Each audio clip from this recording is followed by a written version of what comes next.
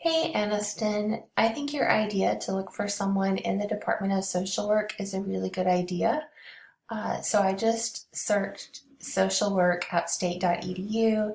I'm going to click on the faculty and staff, which should take me to their directory. Now, I don't know anyone in this program, and so it's going to be a little tedious, but I think probably the best idea is just to click on each person's name and check out their areas of specialization. So just looking really quickly at Dr. Alexander Eitzman, I'm thinking he's not like a best fit. So I would just really quickly go through. Some folks may not have a lot of information for you to look at, but hopefully more often than not, like you are seeing their areas of specialization. I would just look for someone who maybe says something about foster care.